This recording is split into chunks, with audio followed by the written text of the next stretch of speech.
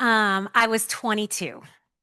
I had my first serious boyfriend and a serious amount of hair. I miss. It was time. It was time for my mom to meet him. She sat him down, looked him over, and started interrogating him. Where are you from?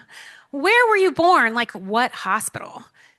I didn't know why she was being so weird, but she had a secret, and she kept that secret for another 20 years. So, my mom, Sonia, harpist, dad, Peter, clarinetist, met in the 1960s at work. They were in the New York Philharmonic. And in case you're wondering, my musical talent is karaoke. And I know we need to talk later. Definitely not as good as you. So I'm not going to sing up here. So my mom and dad were married in the 60s and got divorced soon after. And my sister was 1.5, and I was 3 when they got divorced. And my sister's name is Lori. So my mom, Sonia, my sister Lori, and I moved on down from our deluxe apartment in the sky in New York City, and we moved in with my grandparents in Peoria, Illinois. Now, my grandparents had just bought their retirement dream house, and instead of getting to party, they ended up with 2 little kids drawing on the wallpaper and my mom's 2 giant concert harps in the middle of their living room. We were kind of a big deal for Peoria, Illinois, at least my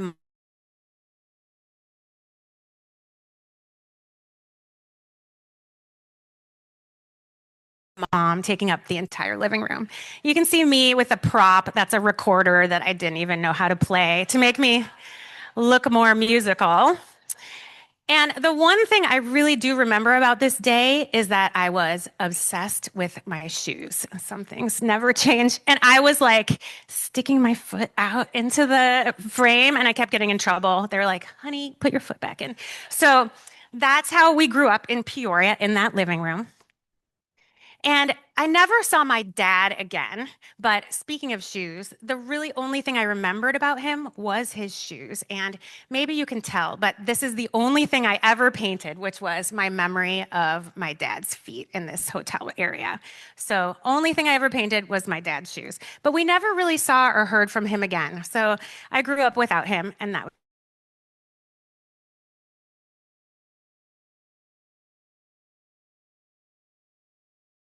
up, I always kind of assumed that one of us must be adopted.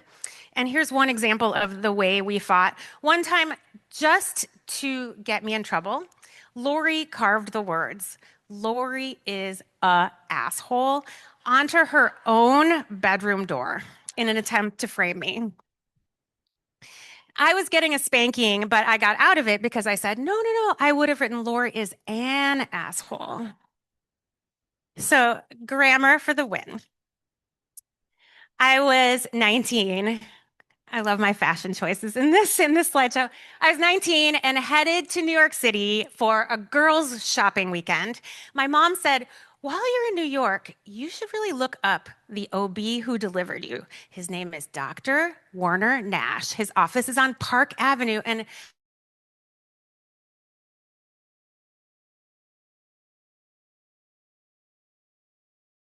my mom's gynecologist. Now, fast forward a little bit. Now I'm 42 years old, and my mom is diagnosed with cancer.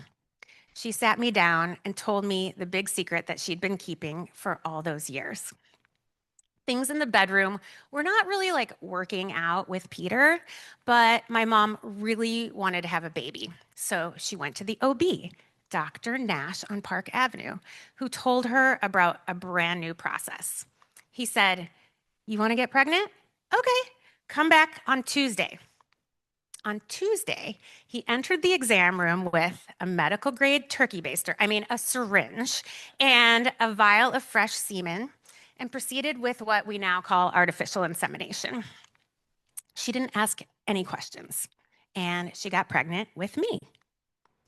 And ever since then, my mom kind of assumed slash suspected that Dr. Nash might be my biological father. Whoa. So, what do you do when you get news like this? Well, you go to the internet. So, I Googled Dr. Nash, found his obituary.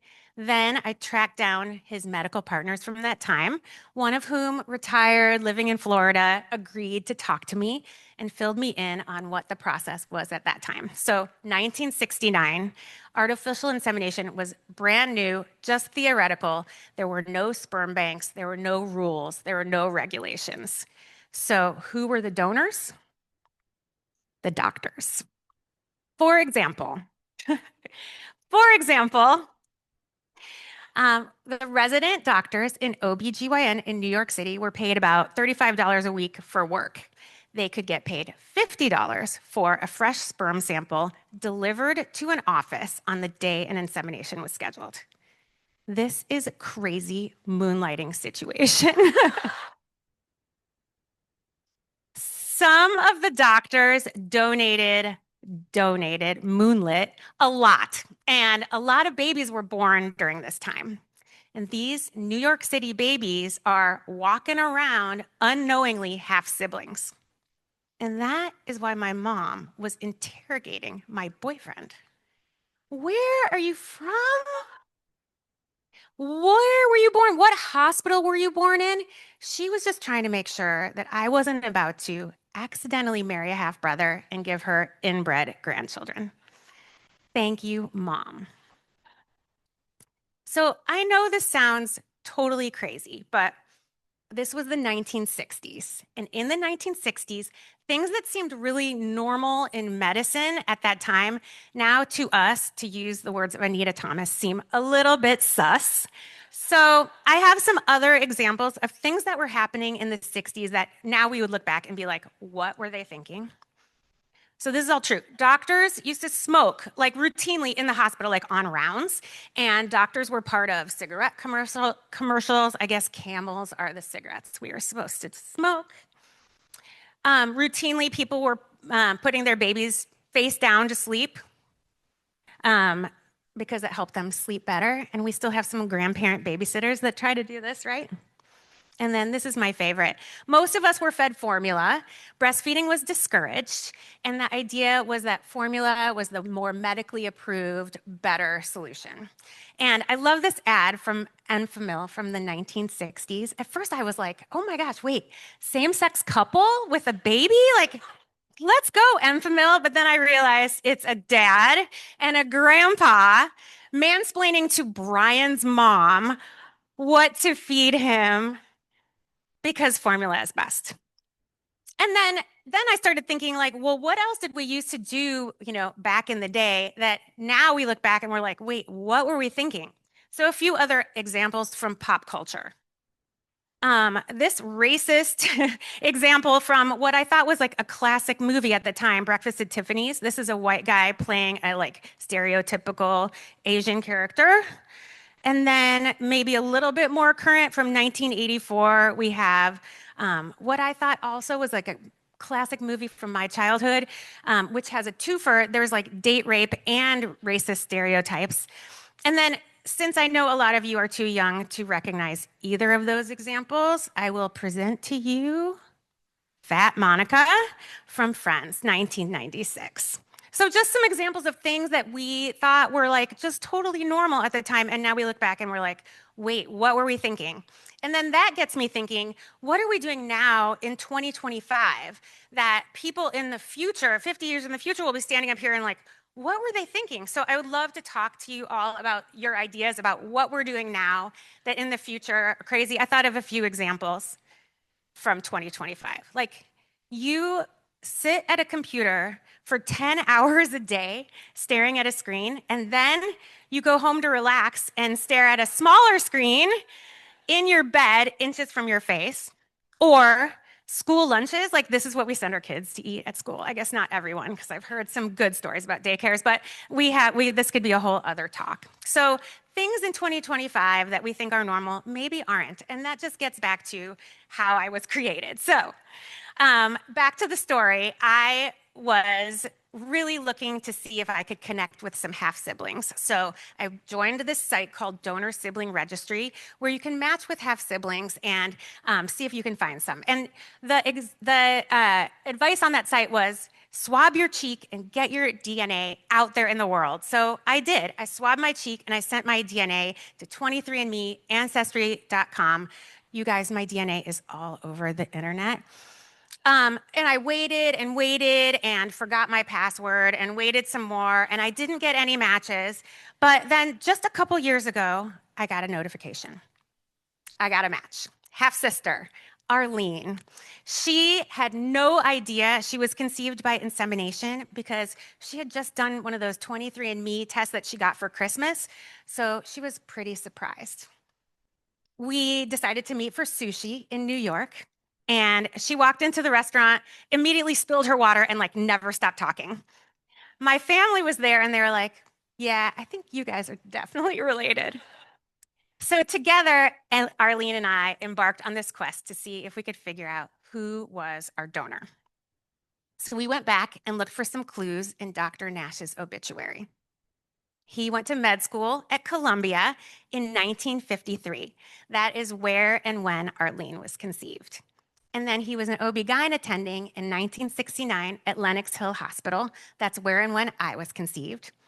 You can't see this, but the obituary says he had a warm smile. He always had a sparkle in his eyes. Everybody loved him. We're like, oh yeah, that's definitely our dad.